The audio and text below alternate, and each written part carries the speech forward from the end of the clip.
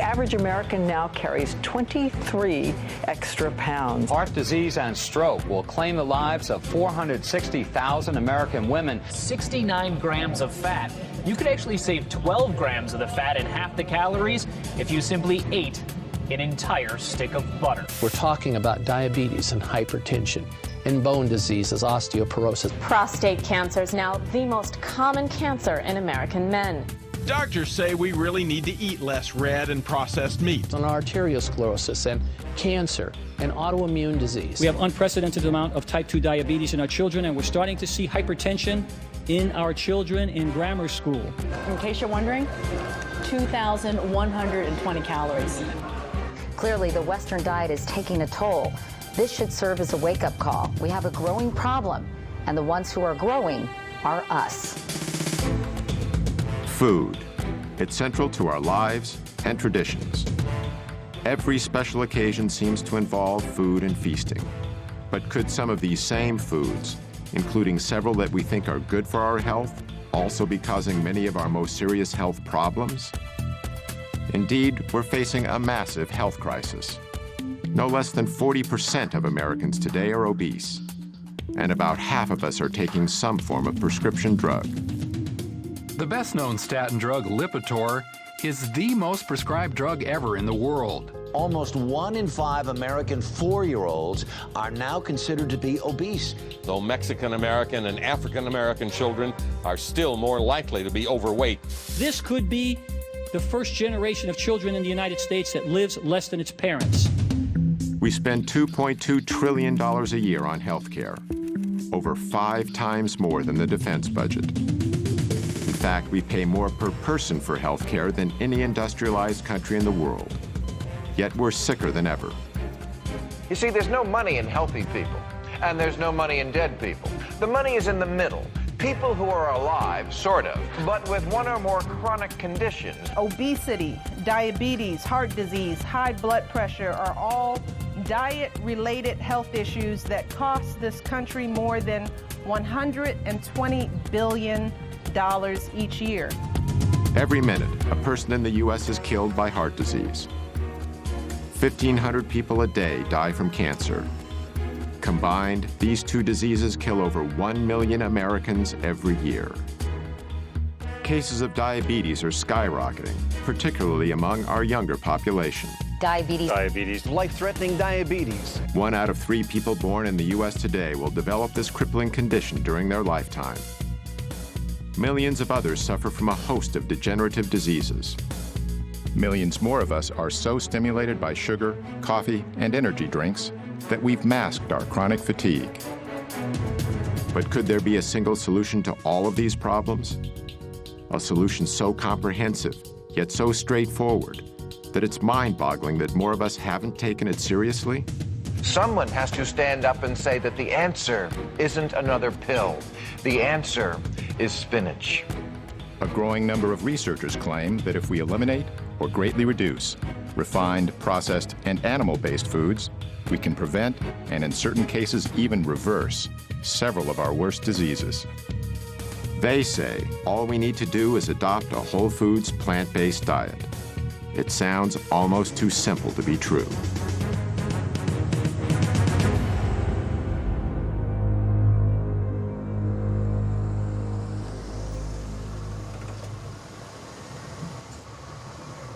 You might not expect someone like me to explore the connection between diet and disease.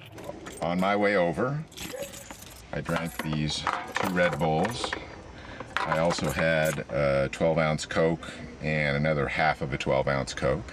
I haven't always lived the healthiest lifestyle, and I've eaten more than my share of fast food.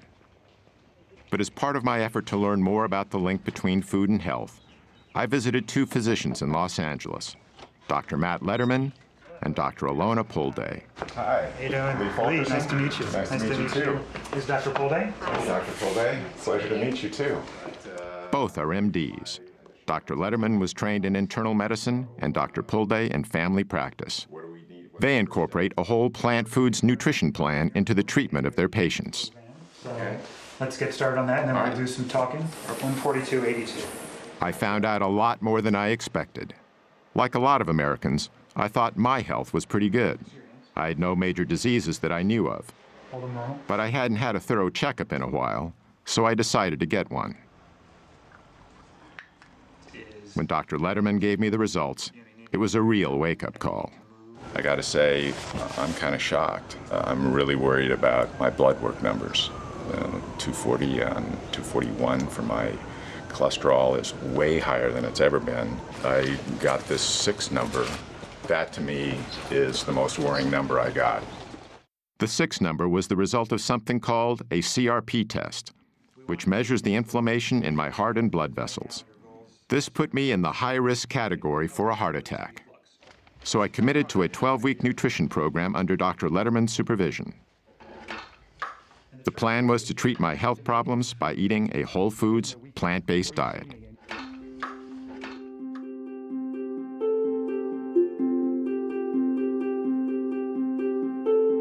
The idea of using nutrition to promote good health is nothing new.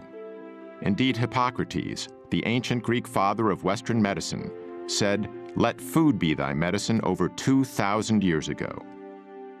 Yet it wasn't until more recently that the science behind this observation was systematically probed and applied.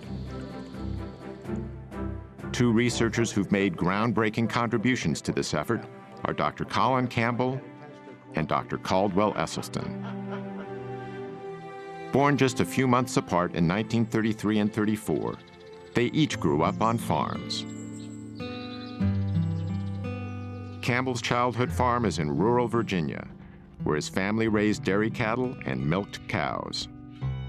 My dad and mother moved here in 1943 when I was 9 years old. And during that time, we had a dairy of about somewhere between 20 and 30 cows, which in those days was a modest, medium-sized dairy. At the time, milk was believed to be nature's perfect food. So perfect, in fact, that this U.S. government film from the early 20th century recommended that infants who have just been weaned from their mother's milk should be switched immediately to cow's milk. That was the excitement of doing something, producing nature's perfect food, if you will. Established in 1675, the Esselstyn's farm is in upstate New York. On these rolling hillsides, they grazed both beef and dairy cattle. This was sort of like the nerve center of the operation in a way? More or less, absolutely. This is sort of the epicenter around these barns. This is the way farming was done in that era. And so this is sort of where you learned the craft of the trade of farming. How old were you when you moved here again? 7. I didn't start driving the tractor till I was 8 years old. A late bloomer, right?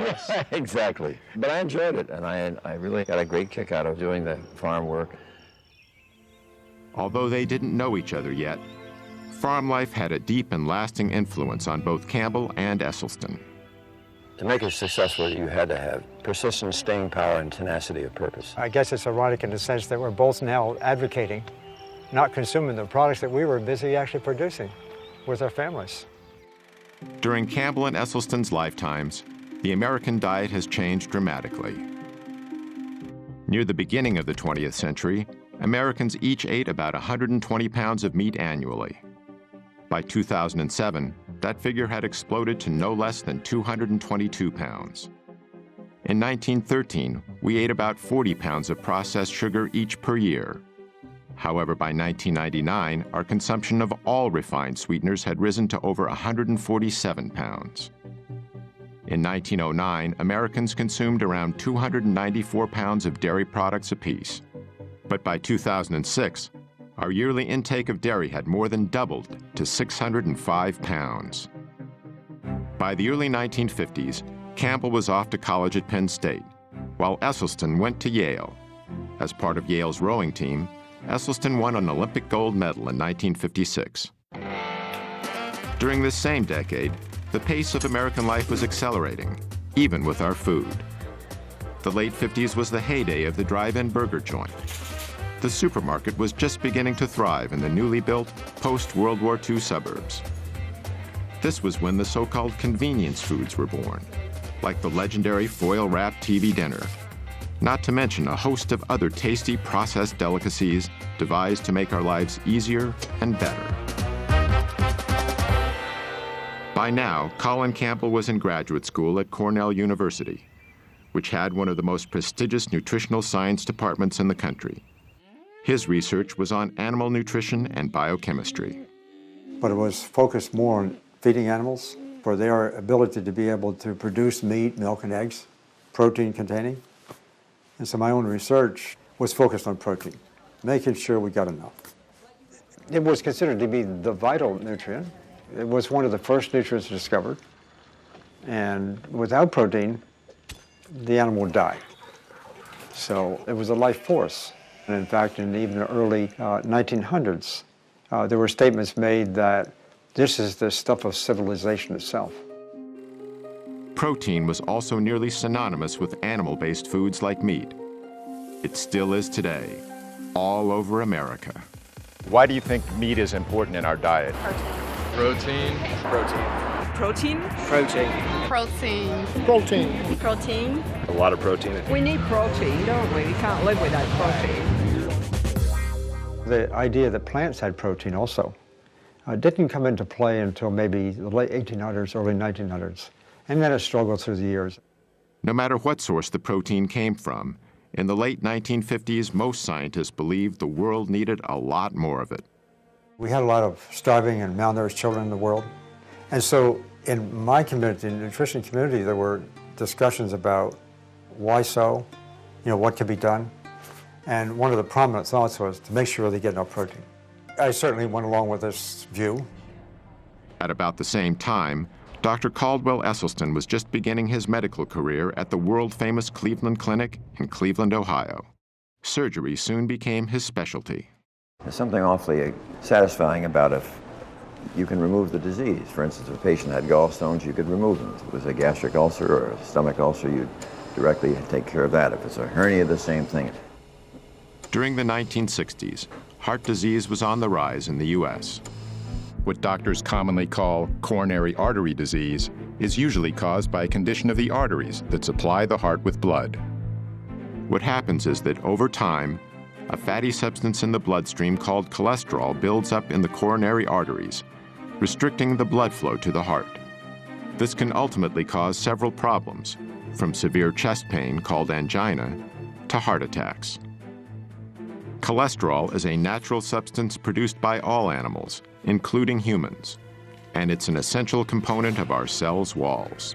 But when we consume dietary cholesterol, which is only found in animal foods like meat, eggs, and dairy products, it tends to stay in the bloodstream. This so-called plaque is what collects on the inside of our blood vessels and is the major cause of coronary artery disease. In the late 1960s, a colleague of Dr. Esselstyn's at the Cleveland Clinic made a major breakthrough in the treatment of this condition.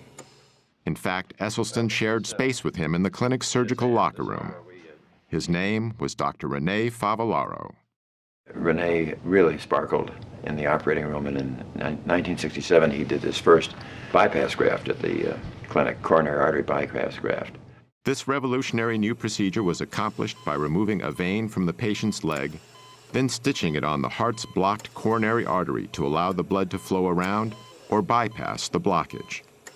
Today, over 500,000 Americans go under the knife annually for heart bypass surgery, costing around $100,000 apiece.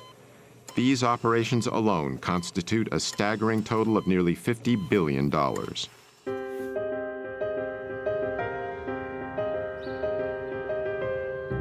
Joey Acoin lives in Tampa, Florida, where he owns and operates a landscaping company. I tell everybody, the joke with everybody with me is, I don't eat to live, I live to eat. And my whole life, I ate whatever I wanted. In 2004, doctors discovered Joey had a dangerously high cholesterol level of 320 and a hazardous blood sugar level of 480. This not only made him a type 2 diabetic, but a prime candidate for a heart attack and a stroke. This is my daily pill regimen. I got 2 pills I take for my diabetes, then I got 1 for cholesterol, 1 for high blood pressure, and then I take Basada, which is an injectable medicine, every morning before breakfast and every night before dinner. And that's what I've been doing for almost 4 years now. and I know it makes me tired, and I just don't feel normal. I only sleep 4 hours a night or so. I just hate taking them.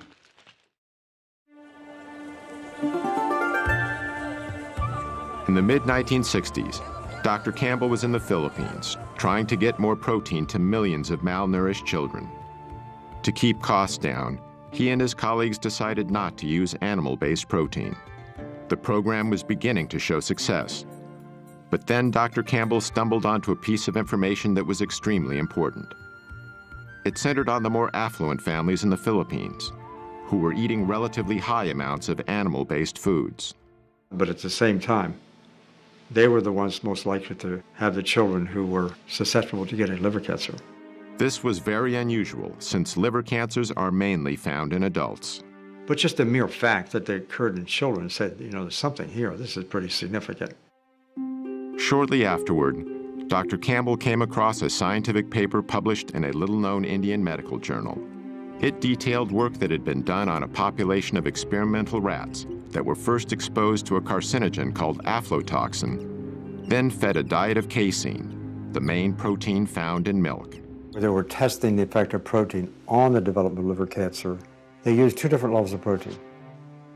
They used 20% of total calories, and then they used a much lower level, 5%. 20% turned on cancer, 5% turned it off.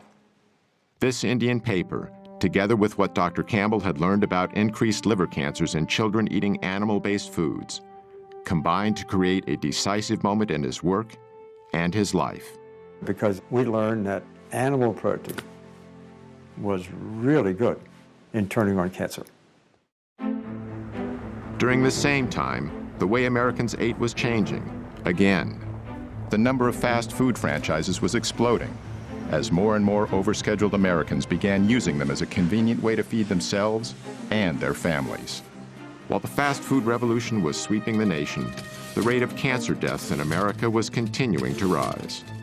As a result, in 1971, President Richard Nixon initiated a program that was dubbed the War on Cancer. We are here today for the purpose of signing the Cancer Act of 1971. And I hope that in the years ahead, that we may look back on this day and this action as being the most significant action taken during this administration. On the front lines of this new war was Caldwell Esselstyn. By 1978, he was chairman of the Breast Cancer Task Force at the Cleveland Clinic. Yet he soon began to doubt the medical procedures he was using. No matter how many of these operations I was doing for women for breast cancer, I wasn't doing one single thing for the next unsuspecting victim. So Dr. Esselstyn started investigating the global statistics on breast cancer. One of the facts he discovered was that the incidence of breast cancer in Kenya was far lower than it was in the United States. In fact, in 1978, the chances of a woman getting breast cancer in Kenya were 82 times lower than in the U.S. Dr. Esselstyn was even more surprised by the numbers he discovered for some other types of cancer. In the entire nation of Japan in 1958, how many autopsy-proven deaths were there from cancer of the prostate? 18. 18 in the entire nation. That, to me, was about the most mind-boggling public health figure that I think I'd ever encountered. In the same year, the U.S. population was only about twice the size of Japan's, yet the number of prostate cancer deaths exceeded 14,000. Dr. Esselstyn also discovered that in the early 1970s, the risk for heart disease in rural China was 12 times lower than it was in the U.S. And in the highlands of Papua New Guinea, heart disease was rarely encountered. The link he noted between all the areas he studied was simple. Virtually, the Western diet was non-existent. They had no animal products. They had no dairy, no meat. Even more compelling to Esselstyn was some historical data that had long been overlooked. In World War II, the Germans occupied Norway. Among the first things they did was confiscate all the livestock and farm animals to provide supplies for their own troops. So the Norwegians were forced to eat mainly plant-based foods. Now we look at the deaths in Norway, just antecedent to this period, from heart attack and stroke. 19 27. 1930, 35. Look right up here, right at the very top, 1939. Bingo! In come the Germans. Immediately, 1940, wow, 41, 42, 43, 44, 45. Have we ever seen a population have their cardiovascular disease plummet like this from statins, from bypass surgery, or from stents? No. But look what immediately happened. With the cessation of hostilities in 1945, back comes the meat, back comes the dairy, back comes the strokes and heart attacks. I mean, it's such an absolute powerful lesson. But we didn't get it. Because of evidence like this, Dr. Esselstyn was making the same assessment that Dr. Campbell was due to his work in the Philippines, seeing a causal link between animal-based foods and some of our most deadly diseases. But they weren't the only researchers coming to this conclusion. Another was Dr. John McDougall. In the mid-1970s, he began practicing on a sugar plantation in Hawaii.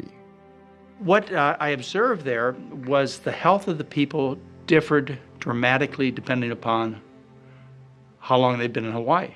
People who were raised in Japan, the Philippines, Korea, China, first generation, who had moved from their native land, were always trim. Never had heart disease, prostate cancer, colon cancer, breast cancer, rheumatoid arthritis, multiple sclerosis. Never overweight. They were in their 80s and 90s and fully functional. Their kids got a little fatter, a little sicker. Their grandkids and the next generation were just as fat and sick as anybody I'd ever seen. And what came through clearly was the diet was the difference. The first generation had learned a diet of rice and vegetables in their native land. But the kids, they started to give up the rice and replace it with the animal foods, the dairy products, the meats. And the results were obvious. They got fat and sick. So I knew at that point what caused most diseases. At the time, however, Campbell and Esselstyn knew virtually nothing about this other information. Even so, they ultimately reached a revolutionary conclusion: that many of our most crippling conditions could be greatly reduced, if not completely eradicated, simply by eating what they call a whole foods, plant-based diet. This means consuming foods that come mainly from whole, minimally refined plants, such as fruits, vegetables, grains, and legumes.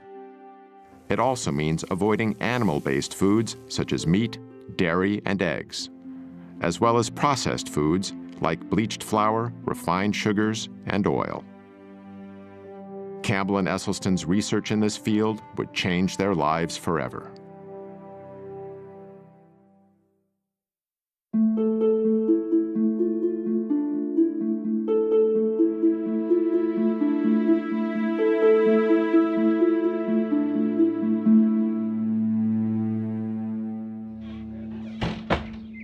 Went through your preliminary form. The goals that I have, tell me if I'm missing any from you, were eliminate your shots and medicines. You want to get off this stuff. You want to sleep well at night. You're not doing that. You want to stop feeling tired and run down. You want to lose weight.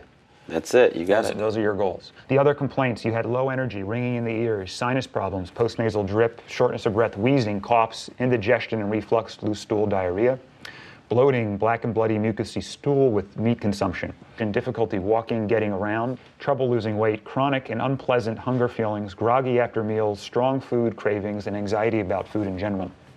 All of that stuff. Sounds like I'm dead. So I don't mean to, harp on the bad stuff, but, that will all, most of that should get better. My goals I'm adding in. Which goals do you add? I want you to reverse all your medical diseases, the ones that we can reverse, and most of yours we could. I told you all the risk and benefit. Based on what I told you, I would stop all these meds. I would stop these on top of all these risks. That's what I'm going to try. You're going to get my best effort, I can tell you that. Yeah, you'll do good. Okay. You'll do well.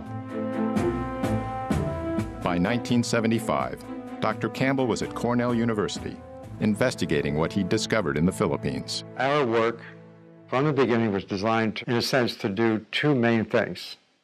One, I wanted to replicate, if possible, the Indian work because it was so provocative. Secondly, if this is really true, I wanted to study how does it work. Just like the Indian researchers, Campbell fed half the rats in his study a diet of 20% casein, the main protein in dairy products. The other half was fed only 5% casein. Over the 12 weeks of the study, the rats eating the higher protein diet had a greatly enhanced level of early liver cancer tumor growth. On the other hand, all of the rats eating only 5% protein had no evidence of cancer whatsoever. But Dr. Campbell decided to take these findings a step further. This time, instead of keeping his test rats on the same diet throughout the study, he kept them in one group and switched their diets back and forth, between 5 and 20% dairy protein, doing so at 3-week intervals. The results were astonishing. Whenever the rats were fed 20% protein, early liver tumor growth exploded. But when the same rats were given 5% protein, tumor growth actually went down. I mean, this was so provocative, this information. We could turn on and turn off cancer growth just by adjusting the level of intake of that protein. Going from 5% to 20% is within the range of American experience. The typical studies on chemical carcinogens causing cancer are testing chemicals at levels maybe 3 or 4 orders of magnitude higher than we experience. Even more surprisingly, Dr. Campbell discovered that a 20% diet of plant proteins from soybeans and wheat did not promote cancer. However, there's a long-standing belief among the public that animal protein is important for human health. Connie Dickman supports this position. Ms. Dickman is Director of Nutrition at Washington University in St. Louis, Missouri. She's the past president of the American Dietetic Association and an advisor to the National Dairy Council. When you eliminate animal foods from your eating plan, you run the risk of inadequate protein content. Animal proteins provide all the amino acids that we need for cell growth, tissue repair, and overall health. Eating whole foods, it's virtually impossible to be protein deficient without being calorie deficient, because even if you take the foods that have the least amount of protein in it, let's say potatoes, for example, or rice, 8-9%. Well, that's the figure we more or less need. Dr. Campbell's research led him to a conclusion about the way genes, chemicals, and nutrition interact to promote cancer. Cancer starts with genes. It might be genes we're born with, it might be genes that are actually changed by a chemical. So those genes become capable of producing cancer cells. Whether we do or don't get cancer is primarily related to how we promote those cancer cells to grow over time. That's where nutrition comes into play. They go much more rapidly when they were fed animal protein. Dr. Campbell and other nutritional scientists have found that only a small percentage of cancer cases are caused solely by genes. I think the general consensus in my field is that probably not more than 1 or 2% at most is attributed to the genes we may or may not have. And that's the most helpful and hopeful information I give people, because if you go through life thinking that what happens to you from a health perspective is based on your genes, you're a helpless victim. My diet was pretty abominable. I thought the two principal food groups were caffeine and sugar. Dr. Pam Popper is executive director of the Wellness Forum in Columbus, Ohio, and an expert in the areas of health and nutrition. And you want? The women in my family are all overweight. I'm not. I don't eat and live like they do, so I've changed my health destiny by not engaging in the same habits. Over the next several years, Dr. Campbell initiated more extensive lab studies using various animal and plant nutrients. The results were consistent. Nutrients from animal foods promoted cancer growth, while nutrients from plant foods decreased cancer growth. Yet Campbell hadn't identified a specific biological mechanism that caused the effects he observed. And it finally occurred to me that there was no such thing as the mechanism. What we were looking at was a symphony of mechanisms. We think that nutrition is attributed to individual nutrients, and that's the way it gets marketed, and that's the way the companies tell us, so forth. When in fact, nutrition, all of it working together to create this symphony, the hundreds of thousands of different kinds of chemicals in food all kind of working together nicely. I mean, the complexity is total. That's a holistic concept. And I had to say to myself, that's a very exciting idea. Dr. Campbell realized that his discoveries in the laboratory were significant but limited. How are these findings relevant in people? How do different types of foods affect cancer and other diseases? Campbell needed a large-scale population study. He would soon find a perfect opportunity.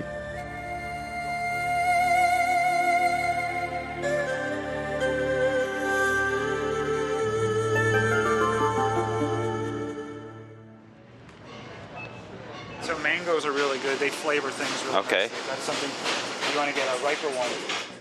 Dr. Matt Letterman and his wife, Dr. Alona Pulde, are among a small but growing number of physicians who use a whole foods, plant-based diet as a primary treatment for their patients. From shopping with patients to teach them how to read nutrition labels. And I don't care what it says on the front, the back, or the sides. Look at the ingredients. And that's all I care about. To showing patients how to prepare meals. They are not your typical MDs. Doctors Letterman and Pulde use food as treatment because they feel it's the best medicine available. Medicine that not only makes their patients feel better, but that truly improves their health.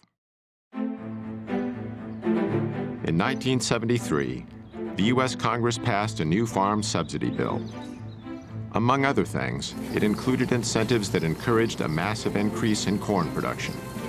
One of the major byproducts of this enormous corn surplus was a low-cost sweetener called high-fructose corn syrup. Companies could add this sweetener to anything from soda pop to hot dogs, and then make these products widely available at low prices. Processed sugars and other refined foods are far more calorie-dense than the whole plants they're made from. The dramatic increase in their use is a major reason why our food has become richer. To evolutionary psychologist and author Dr. Doug Lisle, the consumption of unnaturally dense foods is the main cause for the epidemic of obesity in America. It isn't that people become more self-indulgent. It isn't because they're lazier than they ever were. What's happening is that their mechanisms of satiation are being fooled. The process starts with a range of receptors in our stomachs that help us gauge how much food we've eaten. These include stretch receptors to help measure the sheer volume of food in our stomachs. We also have density receptors to help determine the caloric density, or what we more commonly call the richness of our food.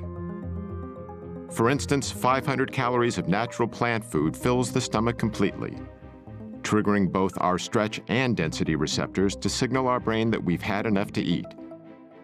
But 500 calories of unnaturally rich or processed food fills the stomach far less, deceiving these receptors into telling our brain that we need to eat more.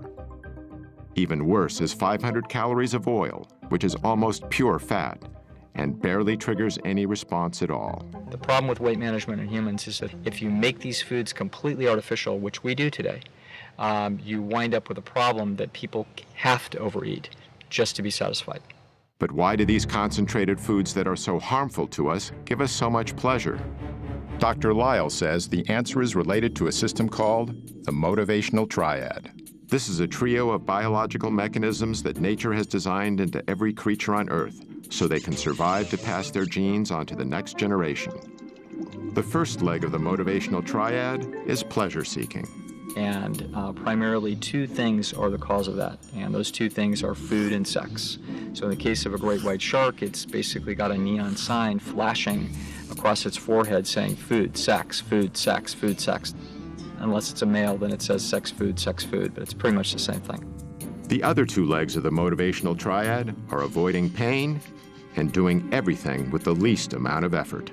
Pleasure-seeking, pain avoidance, and energy conservation. That really sums up animal behavior, whether we're talking about a paramecium under a microscope or a great white shark. Richer foods naturally excite our senses because it's nature's way of telling us they will provide the highest amount of dietary reward with the least amount of effort. This helped our ancestors find the most calorie-dense and ripe foods available, which contributed to our survival. But in today's environment, we can artificially increase calorie density well beyond what our ancestors would have found in nature. The resulting foods give us a hypernormal amount of pleasure, leading us into something Dr. Lisle calls the pleasure trap. What the pleasure trap is an interaction between our natural instincts, which are trying to tell us the right thing to do, and some kind of artificial modern stimulation that is piggybacking or hijacking that process. So the classic example of the pleasure trap would be drugs and drug addiction. The way drugs work is they hijack the existing pleasure circuits. When certain chemicals hit those areas, they cause feelings of euphoria and excitement. The same drug-like effect happens when we eat highly concentrated, processed foods. We've removed the fiber, we've removed the water, we've removed the minerals, we've done everything that we can to hyper-concentrate sugar and fat and add a bunch of salt as well into the food. And now what the food has become is become a low-grade addiction. These things are drugs. They have other deleterious side effects, not the least of which is adding a lot of empty calories. Dr. Terry Mason is Commissioner of Health for the city of Chicago. He's one of the few public officials in America who openly supports a plant-based diet. If it walked, hopped, swam, crawled, slithered, had eyes, a mama and a dad, don't eat it. Dr. Mason contends that the less affluent segments of our population have difficulty making the best food choices. Well, first of all, the diets are calorie-rich and nutrient-poor. This is the real problem. And unfortunately, poor people are poor in everything. They're poor in health, they're poor in food choices, they're poor in almost every aspect that you could think of. This makes the less prosperous particularly vulnerable to the low-grade addiction of highly processed foods. People want stuff that's fast, people want stuff that's quick, and they like the stuff that's salty, and they like the taste of something fried. And so those are the kinds of things that you see in our community.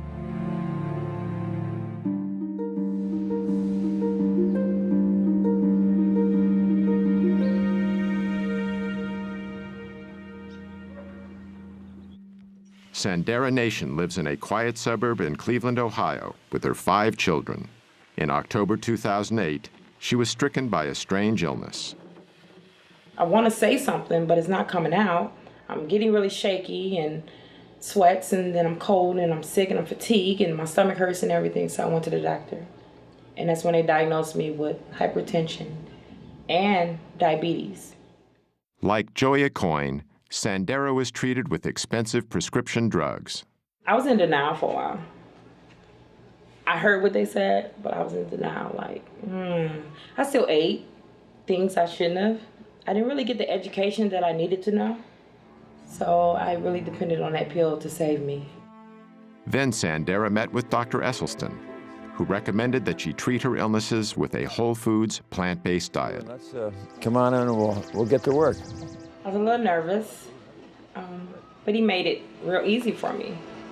I was real interested in what he had to say and what he was going to teach me in the new journey that I would be taking with him.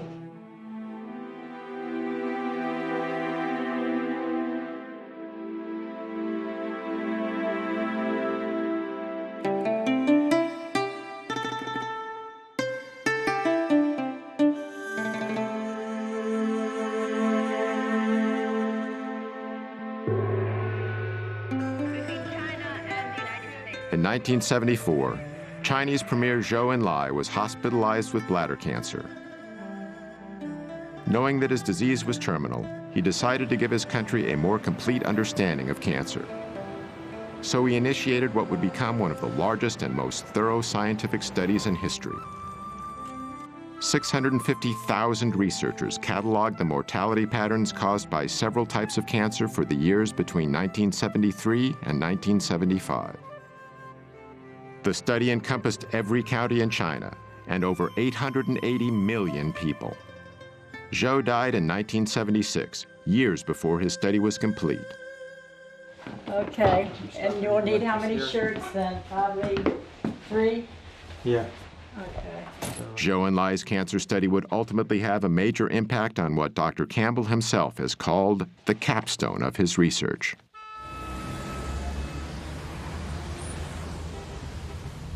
And you were there for 2 or 3 months.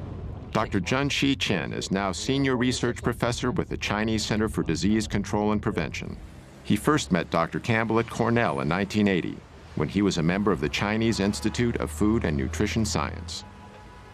The Cold War was just beginning to thaw, and Dr. Chen was among the first senior scientists from China to visit the United States. By then, Dr. Campbell had become one of the most distinguished nutritional biochemists in the world. When they discovered this book, a significant collaboration was born. This is the Atlas of Cancer Mortality in China. Published in 1981, the Cancer Atlas was the result of Zhou and Lai's nationwide study. It showed a highly unusual geographical distribution of different types of cancer in China, which tended to be clustered in certain hotspots.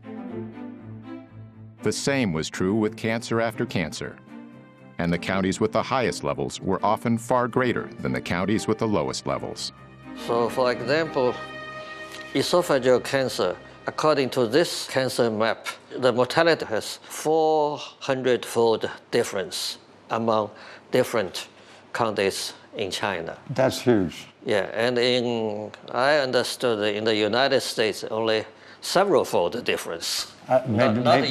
Maybe twofold is another. That's all we see. Yeah. So that caught our attention in terms of why.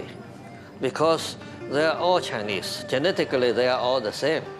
And why they have so much difference in single cancer mortality. So we believe it has to be related to the environment, the big environment. And from our professional perspective, of course, it's diet and the nutrition. Dr. Chen, you said, why don't we just go there and do a study? For Dr. Campbell, it was the opportunity he'd been looking for. Among other things, he could examine how his observations about liver cancer in Filipino children and the findings from his lab studies applied to a large human population. The project would consider 367 diet and health-related variables, making it one of the most ambitious nutritional studies ever conceived. Dr. Campbell and his associates carefully chose 65 counties scattered across China. These counties were mainly located in rural or semi-rural areas. We use the rural counties because they are stable in their residence, and they have been in this lifestyle for at least 20 to 30 years. More than 350 workers were trained. They carefully surveyed the diet and lifestyle of 6,500 people in the chosen counties. Urine and blood samples were also taken. In 1983, Doctors Campbell, Chen, and their collaborators began to analyze the vast amount of information that had been collected. The job would take years.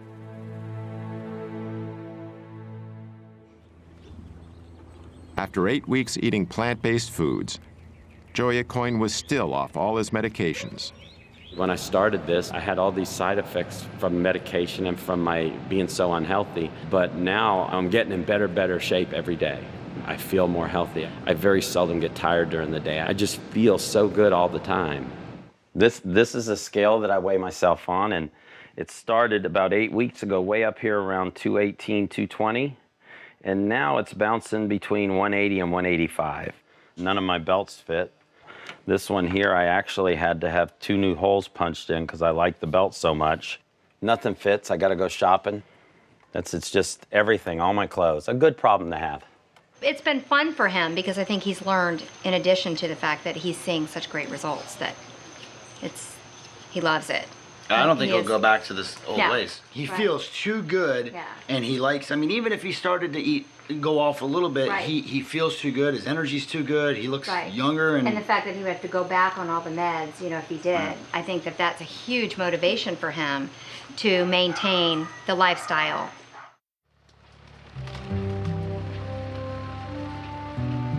In the mid-1980s, Dr. Caldwell Esselstyn was struggling to organize a study on coronary artery disease.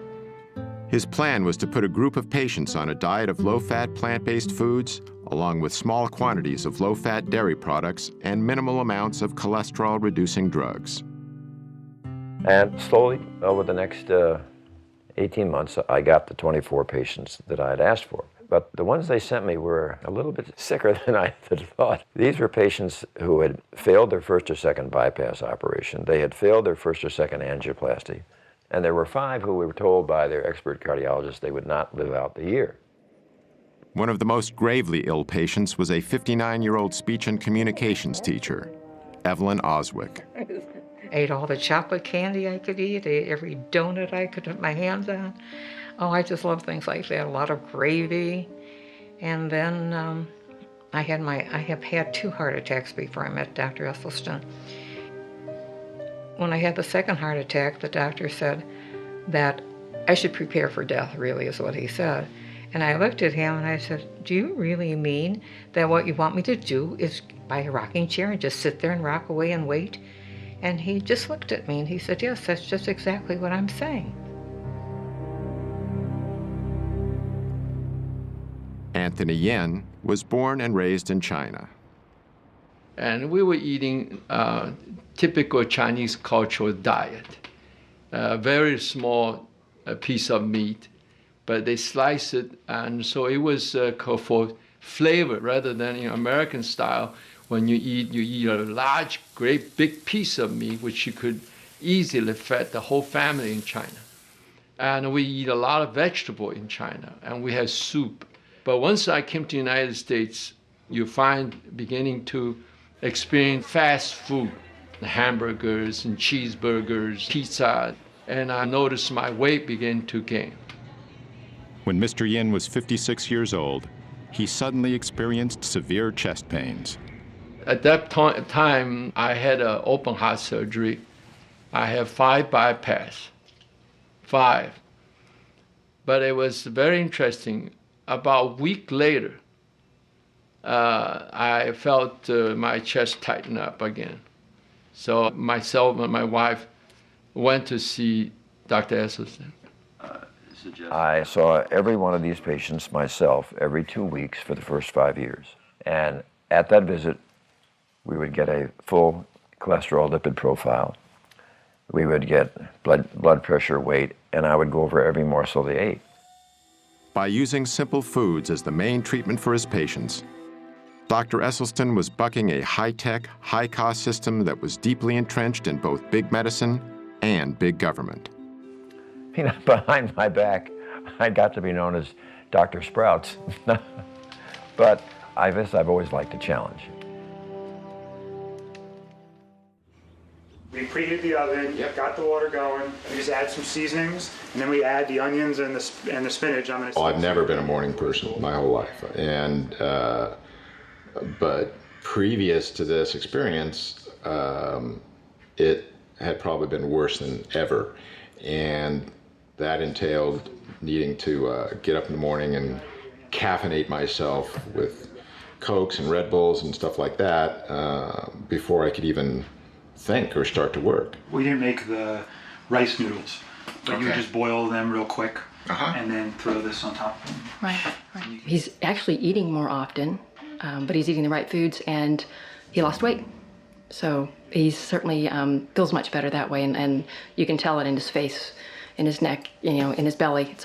He's lost a lot of weight there. He also has better energy. He's waking up earlier now. That's great, because we have then some morning time together. I don't have to carry anything. You're the doctor. 1990. Following nearly a decade of intense effort, Dr. Campbell and his colleagues finally published their China study. It identified no less than 94,000 correlations between diet and disease.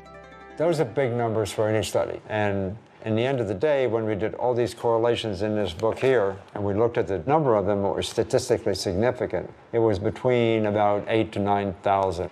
When you have that large number of correlations and you start analyzing each one, if it works out as statistically significant, this means that if 19 out of 20 are pointing in the same direction, it's highly significant and likely to be true. Hundreds of detailed tables and charts were included in the study. Each one presented the raw data that was collected. Then, this information was cross-referenced in multiple ways to demonstrate its reliability and to show how it linked with the 367 variables the study examined. I think the major message we got out of all these correlation analysis is only one message. The plant food-based diet, mainly cereal grains, vegetables and fruits, and very little animal food, is always associated with lower mortality of certain cancers, stroke, and coronary heart disease. The New York Times called it the most comprehensive large study ever undertaken of the relationship between diet and the risk of developing disease. For Dr. Campbell, he finally had large-scale data on people, and it was remarkably consistent with his earlier discoveries. Together, he found that the scientific evidence was clear. Whole plant-based foods were beneficial to human health, while animal-based foods were not.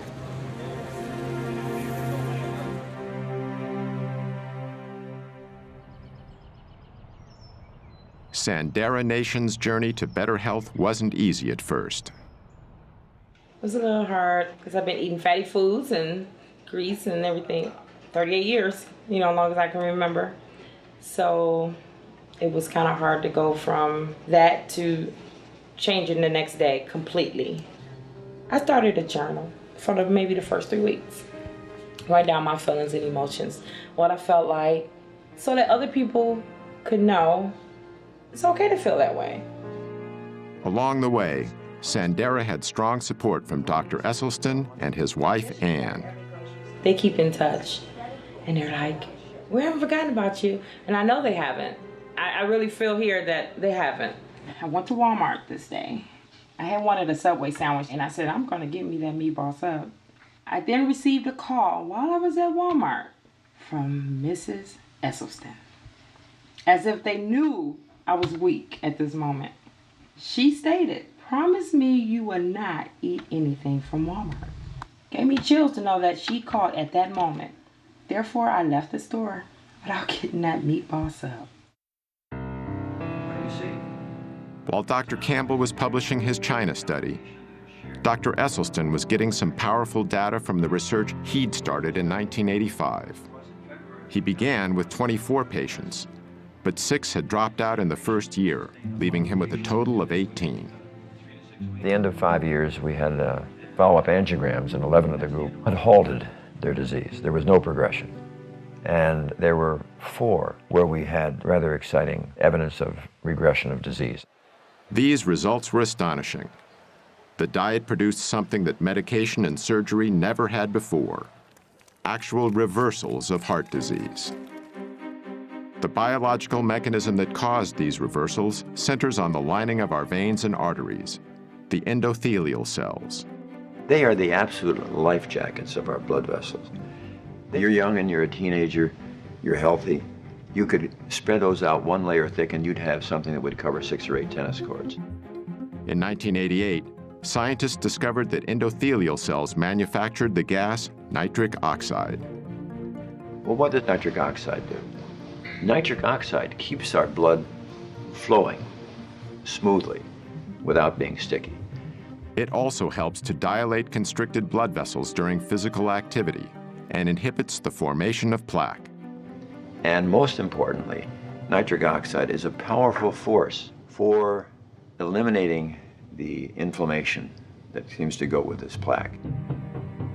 However, scientific tests have demonstrated that when we start eating the typical Western diet, our endothelial cells are damaged. When you're getting to be in your 40s and 50s and 60s and you've been slaughtering your endothelial cells, you don't have those 6 or 8 tennis courts. You may be down to 1.5 or 2, and they can't protect you. Yet according to Dr. Esselstyn, when we begin eating a whole foods, plant-based diet, the damage to our endothelial cells not only stops, it starts to reverse.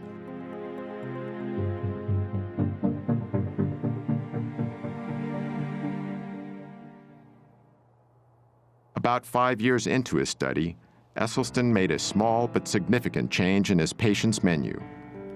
It started in 1990, when he read the glowing review of Dr. Campbell's China study in the New York Times. Dr. Esselstyn saw that and invited me to come to a conference he was organizing in Arizona. These 2 revolutionaries, who up until then had been on similar but separate paths, finally met face to face. On the one hand, I'm coming from the scientific route, getting some ideas. He's coming from the clinical route and doing some dramatic research. Here's the science, here's the clinical evidence. Put the two together is amazing. When he learned of Campbell's research, Esselstyn removed dairy products from his patient's diet. The results of his ongoing study continued to be impressive, and in 1995, he published a paper detailing them in a noted scientific journal. Yet one of Esselstyn's most remarkable success stories involved a colleague of his at the Cleveland Clinic, Dr. Joseph Crow. Actually, I was active, healthy, very busy, mid-40s, absolutely no risk factors at all for any heart problem. But Dr. Crow, even with what was considered to be a healthy cholesterol level, was actually ravaged by heart disease. This angiogram, taken after his first nearly fatal heart attack in 1996, shows how badly damaged one of his coronary arteries was. This angiogram was done after less than 3 years of entirely dietary treatment.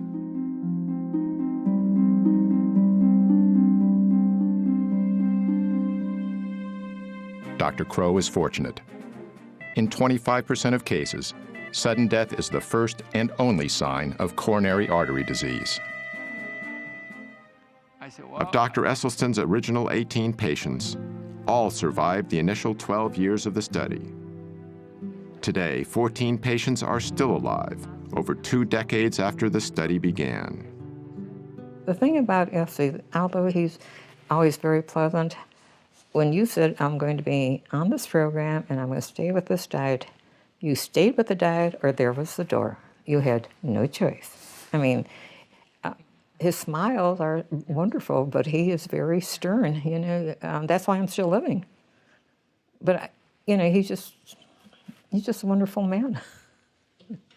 And I look at the pictures, some of my pictures years ago, 20 years ago, actually looks older than today. The only thing is I lost more hair, you know.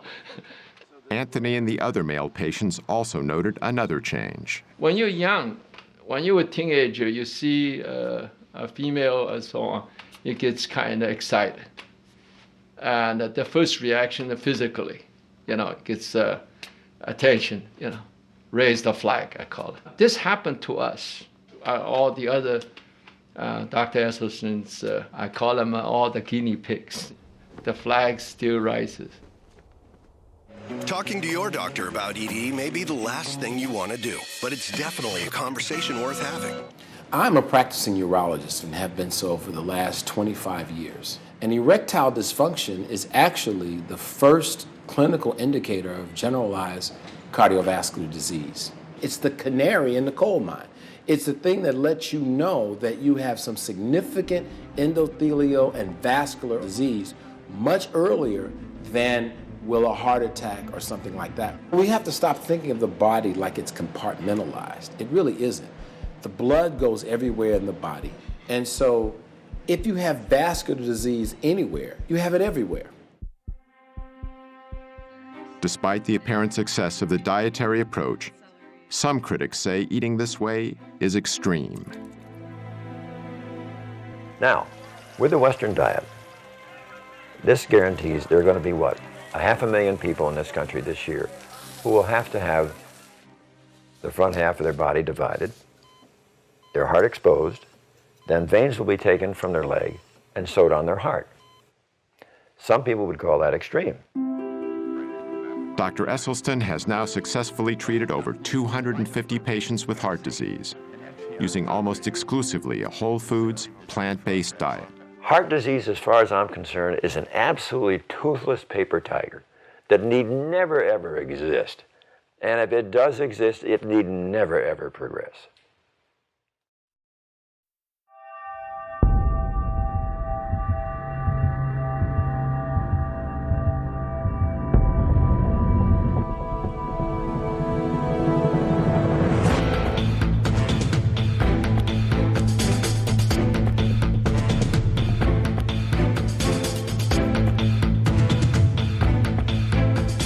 Las Vegas, Nevada.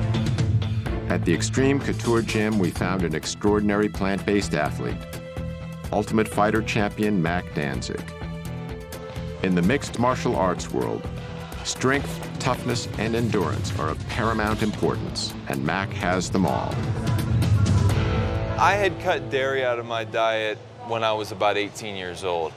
because I had a ear, nose, and throat allergy to dairy, and I was getting a lot of ear infections and things like that. So when I cut that out, really the only thing that was separating me from having a vegan diet was chicken and fish. So I was just eating that for years, and I was eating it because I thought that I needed to, because everyone tells you, if you're an athlete, you need, at least chicken and fish in your diet for protein. Something that's just one of the myths that's been perpetuated for a while. All it took was me cutting the chicken and fish out, and I did it cold turkey. I think a lot of people, stereotypically speaking, think someone that's a vegan is like some skinny hippie type of person. And I'm not necessarily trying to break the stereotype. I tried the diet for my own personal reasons, and it worked for me. I feel like I have more energy now that I don't eat the meat products, and I also feel like I recover better in between my workouts. I'm not trying to be part of some exclusive club or anything like that. I'm just doing my thing, and don't plan on eating meat or dairy or anything like that for the rest of my life. This guide is called the Type A Planning Guide. Now, it includes foods that are found in the basic 4 food groups, because we are concerned about the total daily needs, and this is a part of it. We must serve 1/2 pint of fresh fluid milk to provide calcium, riboflavin, and the other nutrients that are needed for our children. For decades, the dairy industry and U.S. government have been saying that milk is good for our bones. While all whole foods contain calcium, an essential nutrient for bone health, it is argued that we need the higher amounts found in dairy. Children and aging women in particular have been singled out to drink more and more and more milk. What do you think the most important nutrient we get from dairy products is, like milk? Calcium. Calcium. Calcium? Calcium. Calcium. Calcium. For calcium. Calcium. The science in terms of dairy's role in healthy bones is pretty strong. And in fact, the National Osteoporosis Foundation, of course, utilizes that science in their recommendations. Osteoporosis is a degenerative bone disease, which has been widely linked to a lack of calcium. If this is true, nations with a high intake of dairy products, which are a major source of calcium in a westernized diet, should have low levels of osteoporosis. But according to a study done by a distinguished Harvard researcher, nations with high levels of calcium intake tend to have high levels of hip fractures, which is a key indicator for osteoporosis. And so, in fact, the higher the dairy consumption, the higher the rate of osteoporosis. Exactly the opposite of what the dairy industry has been telling us for so long. One of the primary mechanisms for that is that animal protein tends to create an acid-like condition in the body called metabolic acidosis. To combat this condition, the body draws upon its most readily available acid buffer, namely calcium in our bones. As the calcium is extracted to neutralize the excess acid, our bones are weakened. In defending the health benefits of milk, many national health organizations now recommend that we consume low-fat dairy products. It can be milk, it can be yogurt, it can be cheese, it can be anything made from milk. But again, the important message, it's a message that comes from the American Dietetic Association, the National Osteoporosis Foundation, cancer, heart. We're all on the same page. It needs to be low fat or fat-free. So as the fat is taken out, the protein becomes a larger proportion of the total. So they become higher in protein, lower in fat. And when we compare these high protein, low fat milk products, for example, with prostate cancer, the relationship is as strong as it is for cigarette smoking and lung cancer. Most of these animals here are what we call heifers. They're the young females, not yet cows. So they haven't had their first calf yet. They haven't had their first calf. So they have to have their first calf before they can Once lactate. they come into lactation, they almost keep them these days. They keep them pregnant continuously Exactly. for 3 or 4 years. Why are they eating grass now? Well, this is the last time in their lifetime they're going to see grass. After that, they're in the barn. They're standing there for the rest of their life. When I was young, we defended our product, promoted our product, because it was nature's most perfect food. And so I believed that. But it took on a slightly different twist as time passed. I mean, it's the most perfect food for cats. And trying to switch the milk of one species to another species doesn't make a lot of sense.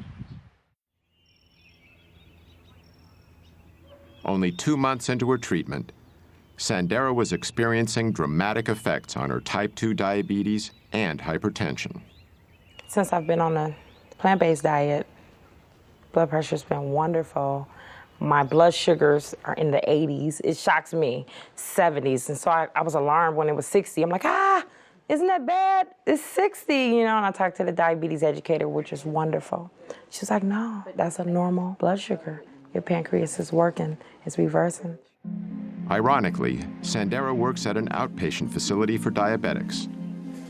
Yet the treatment that was achieving success with her diabetes came from outside the established medical system. The positive results went far beyond Sandera's chronic diseases.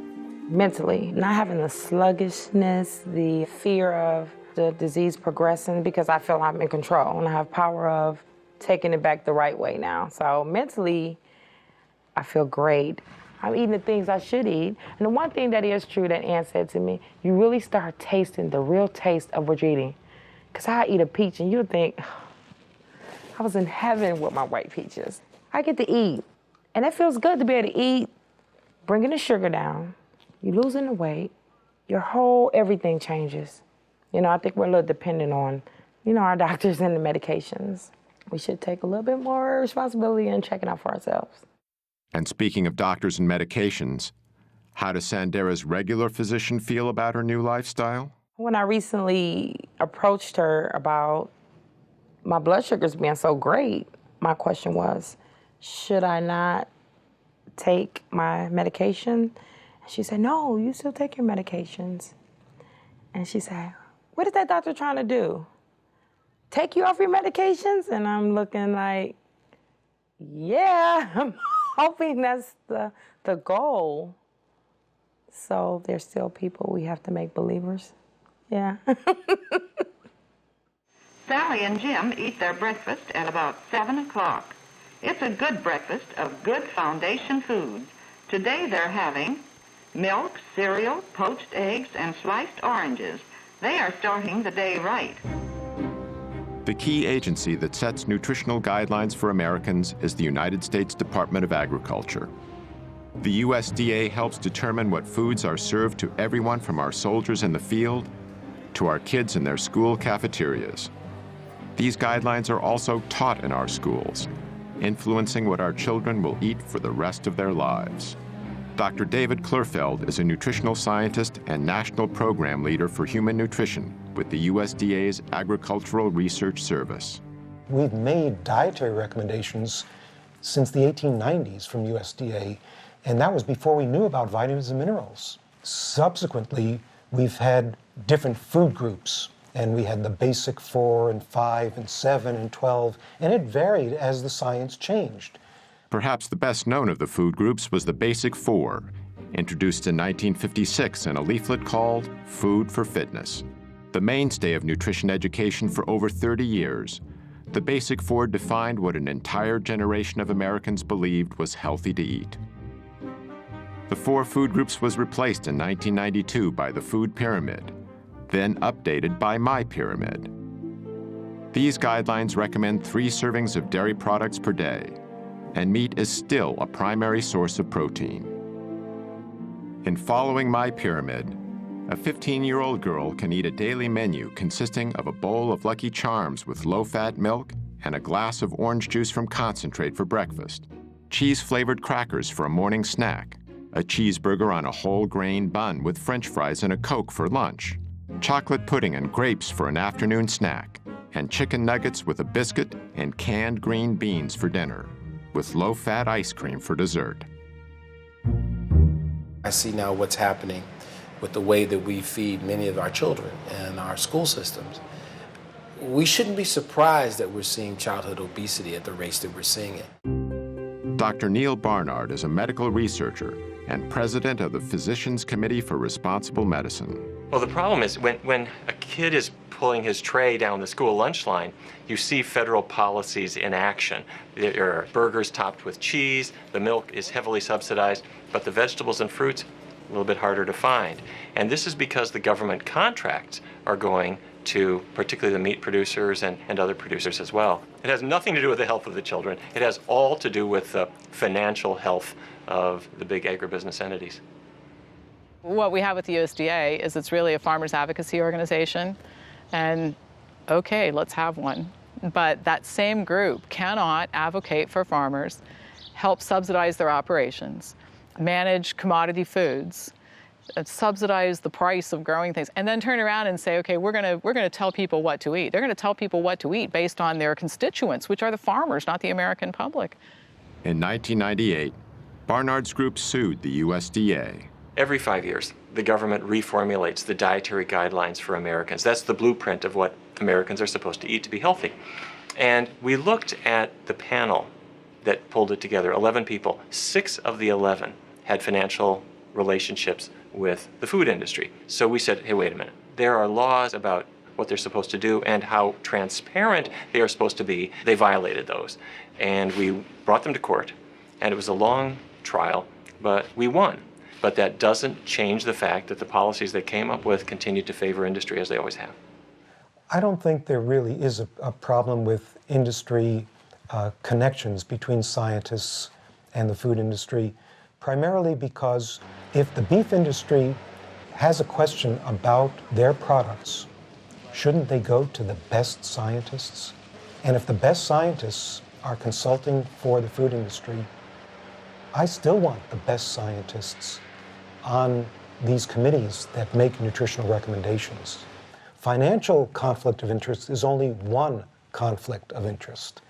You know, there are people who've spent their entire careers trying to prove that a vegetarian diet is good for you or that red meat is bad for you. Now, they may not have industry ties, but they too have a conflict of interest. You know, we do develop biases personally. I had those biases too. But I got to a point in my career that I was getting results that went against what I had thought was true. So I had to self-reflect, criticize my own bias, look at it really carefully, and I changed my views. Dr. Campbell paid a price for changing his views. He's been marginalized by key administrators of his own university. This after being a lead scientist and securing millions of dollars in research grants for Cornell's Nutritional Sciences Division. He had a popular nutrition course canceled by the division director, who had long been a major consultant to the dairy industry. Numerous observers feel this was an arbitrary decision that violated the standards of academic freedom. Dr. Campbell has also witnessed serious corporate influence over research that is used to develop the government's nutrition policy. One example he cites centers on the prestigious National Academy of Sciences.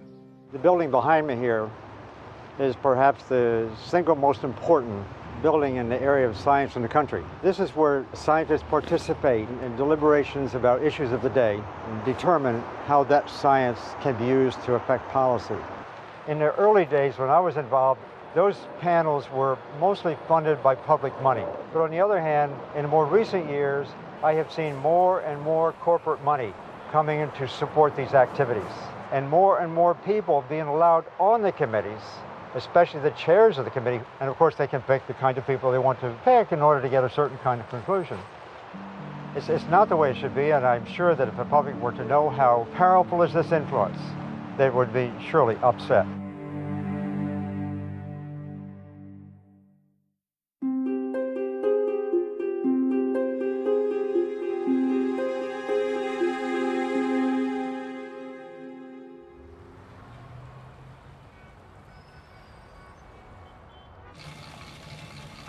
I had been a runner for 14 years, in fact, a marathoner. 47 years old, at the top of my game. In 1982, Ruth Heydrich's running career came to a sudden stop when she was diagnosed with breast cancer. After a mastectomy, her doctors recommended chemotherapy and radiation to treat the cancer that had by then spread to her lungs and bones. Ruth decided to visit Dr. John McDougall instead. And I said, Ruth, I've spent my residency collecting information on diet and breast cancer. And it's all in these files right here. Sit in my office and read through it and see what you think. He said, these are the studies that show what I'm trying to prove is that diet can reverse breast cancer. And she read it, and she comes out and she says, okay, I've changed my diet. She changed her diet.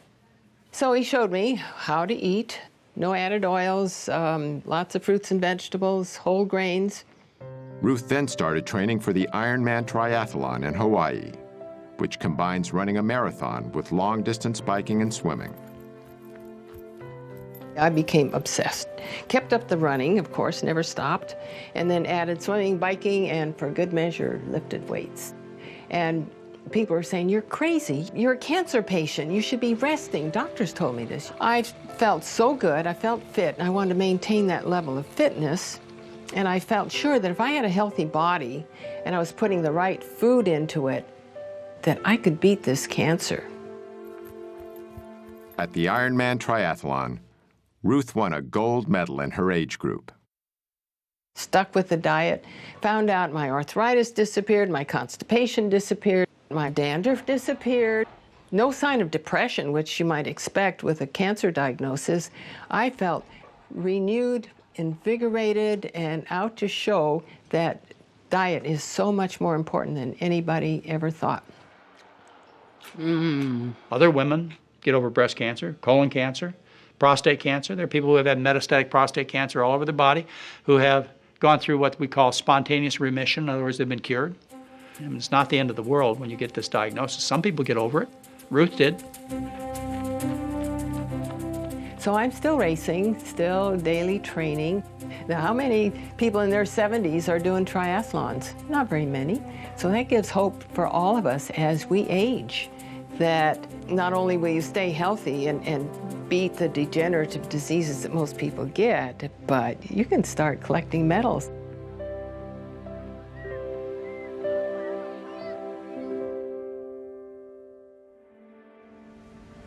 The food choices we make have profound global effects. It takes over 10 times the amount of energy from fossil fuels to produce a calorie of animal-based food than it does to produce a calorie of plant food. Since the 1970s, 20% of the Amazon's rainforest has been destroyed. That's an area the size of California. 80% of this cleared land is now occupied by livestock. The world's cattle alone eat enough grain to feed 8.7 billion people, nearly 2 billion more than the population on Earth. With almost 1 billion malnourished people across the globe, redirecting even a portion of the grain used to fatten cattle could feed every hungry mouth on the planet. For Gene Bauer, factors like these, combined with a deep respect for animals, helped convince him to adopt a plant-based diet. Mr. Bauer is president and co-founder of Farm Sanctuary near Watkins Glen, New York. It provides a safe haven for animals that have been abandoned or abused. I grew up eating animals, like most people in our country, but once I started considering my food choices, I recognized that I didn't really want to eat animals. And the more I learned, the more I saw that I was healthier if I didn't eat animals, and that I had a much lighter footprint on our planet. The livestock industry is a greater contributor to global warming than the entire transportation industry, according to the United Nations. So by eating meat, milk, and eggs the way we are, we're harming our own health, we're slaughtering 10 billion innocent animals every year in the US, and we're destroying the planet. Statistics compiled from the United Nations and the World Health Organization demonstrate the profound global effect that diet has on health. These are the estimated amounts of animal foods produced in 9 countries, a figure that's closely related to animal food consumption. These are the numbers of deaths due to heart disease and cancer in the same countries. In the United States, the very same diseases continue to have a grave impact. Even with the billions of dollars spent on cardiac treatment, heart disease is still the #1 cause of death, killing over 600,000 people a year. And the elephant in the room, when we talk about stents and heart bypass surgery, is the fact that, well, it's no question In an emergency, these procedures are absolutely life-saving. But when they're done electively, and these procedures do not protect from new heart attacks. Stents and bypass operations are used mainly to treat large arterial blockages. Yet according to many research studies, only a small percentage of heart attacks are caused by the largest buildups of plaque. The rest are caused by the more numerous, newer blockages that are far more inflamed and much more likely to rupture than the larger, older, more stable plaques. And so this is why those procedures don't treat the disease. They are treating symptoms. Dr. Esselstyn has been eating the same foods that he has recommended to his patients for over 25 years. One of his sons, Rip Esselstyn, used a plant-based diet to fuel a successful 10-year career as a professional triathlete. When Rip turned 34, he was ready for a career change and trained to become a firefighter.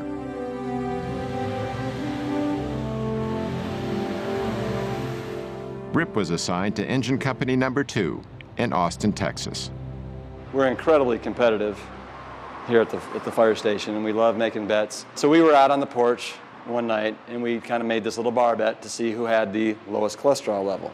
So the next morning, we drove to a lab, got tested, and the results came back, and it led to a discovery that J.R. James Ray, our resident redneck, had a cholesterol of 344. Pretty much means you're knocking at death's door. And so what we did in an act of solidarity is the next day we went about eating a plant-strong diet to basically save his life and save his arteries. The men agreed to change their firehouse diet. But in Texas, old eating habits die hard. Meat's almost a sport in Texas. I have several good friends that they were barbecue teams. That's what they do. That's their sport on the weekends. Texans are serious about their Texas, barbecue. Kansas.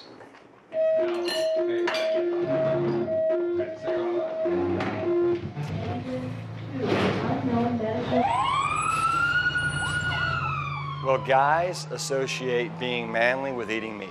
And if you're a firefighter, it's exponentially so. Last year, for example, there were 133 firefighter fatalities in the United States. 52% were from heart disease. The number one killer of in the line of duty deaths for firefighters is heart disease. After just 3 weeks on his new diet, JR tested his blood cholesterol and it dropped 148 points, a decrease of 43%. His results inspired the others who also saw their cholesterol drop and their energy levels rise. As firemen, they were not only helping themselves, they were in better shape to assist others. One of the things about being a firefighter is you don't have any idea what your next call could be. We may have a high-rise alarm where we have to go up 20 flights of stairs with air packs on, with all of our bunker gear on, with a high-rise pack on our backs. Anybody can go down the pole, but not everybody can go up, especially without their legs. And right there, you're talking about an additional 75 to 100 pounds that you have to carry up 20 flights of stairs. You have to have an amazing aerobic capacity and strength in order to do that. Real men eat plants. Real men eat plants. You know, as firefighters, everybody thinks that we fight fire, and we do. But over 70% of our calls are medical emergencies where we are responding to heart disease, hypertension, type 2 diabetes, rampant obesity. And so we see up close and personal basically the destruction that's being caused by the standard American diet. To me, the answer is just absolutely so simple it's criminal. And it's just people starting to take responsibility for their health and starting to eat more plant-based foods. It's that simple. After 13 weeks on a whole foods plant-based diet, it was time to get my results from Dr. Letterman.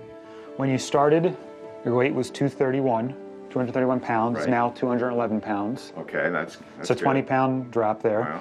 Your blood pressure was 142/82 when you started. It's now 112/70. Wow, All right. that's a big drop, That's right? a nice drop. Oh yeah, that's great. And it'll just keep dropping as you continue to do this. Your pulse was resting at 92 when you started. It's now down to 60. resting. Okay, cool. Your total cholesterol, though, went from 241 down to 154. What? Yeah, that was pretty amazing. 241 down to 154. 154? 154, yeah. It's really, and your LDL, which is your bad cholesterol, I think this is the most impressive, went from 157 down to 80. No way! Yeah, that's amazing, though, to drop almost in half. We did CRP last time, which is sort of the marker of the inflammation in the heart and the blood vessels, and that went from 6.0 down to 2.8. Without using any medications, I significantly reduced my chances of getting a heart attack and many other diseases.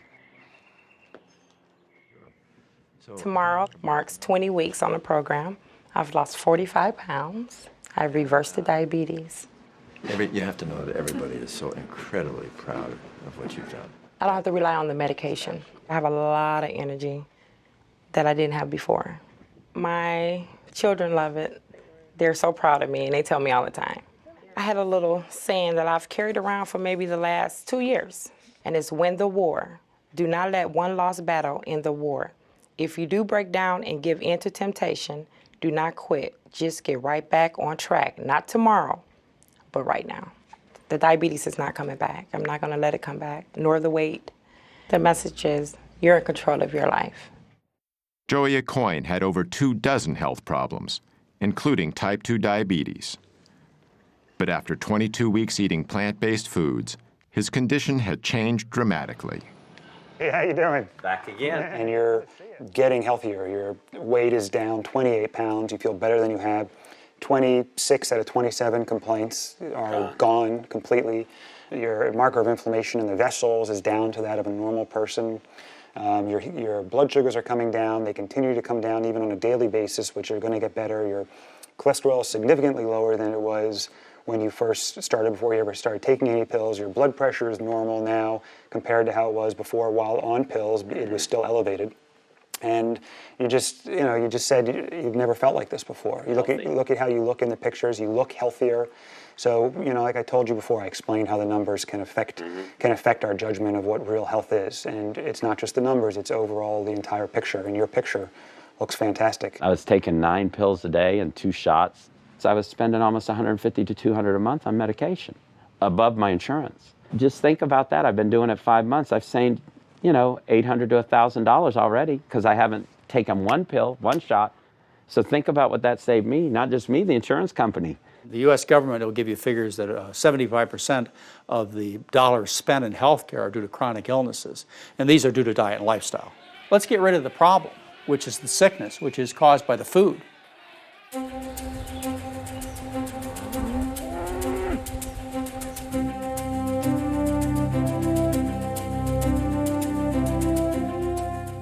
Now well into their 70s, Doctors Campbell and Esselstyn are both vital and active.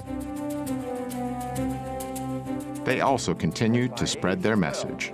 If you carefully look at our school children, already the arteries to their brain, the carotid artery, is getting some intimal medial thickening. Dr. Esselstyn lectures about his research all over the United States and abroad. His wife Ann frequently accompanies him to help counsel patients and to demonstrate the preparation of plant-based foods. Dr. Esselstyn is also director of the Cardiovascular Disease Prevention and Reversal Program at the Cleveland Clinic's Wellness Institute. Like Dr. Esselstyn, Dr. Campbell continues to lecture throughout America and beyond. Dr. Campbell, you believe that even if animal-based proteins, meat, dairy, etc., are free from contamination, you don't think people should eat them? No, I don't. I think the closer we get to a plant-based diet, I should say a whole foods plant-based diet, the healthier we're going to be for all of us. In China, where Dr. Campbell did his large study a generation ago, the population has experienced dramatic increases in the amount of meat, dairy, and processed foods the average person consumes. At the same time, the rates of degenerative diseases are skyrocketing. Many Chinese now share some of the same beliefs Americans have about nutrition. 吃肉，我觉得增加蛋白质啊，对人体是有很多好处。早晨起来喝一杯牛奶，我认为好像还是比较好。Dr. Campbell's message is resonating with growing numbers of concerned people around the world. Oh, thank you, thank you, thank you. Uh-oh. Thanks to the efforts of both these pioneers and their colleagues, thousands of people are realizing that profound improvements in health and quality of life are within reach. You have two choices. You can eat yourself into poor health and early death, or you can eat yourself into good health and a long, healthy life. And that road is on a plant-centered dietary pattern. You know, I know of nothing else in medicine that can come close to what a plant-based diet can do. I can say this with a great deal of confidence, that our national authorities are simply excluding this concept of nutrition from the debate and the discussion in order to protect the status quo. In theory, if everyone were to adopt this, I really believe we could cut healthcare costs by 70 to 80%. That's amazing. And it all comes from understanding nutrition, applying nutrition, and just watching the results.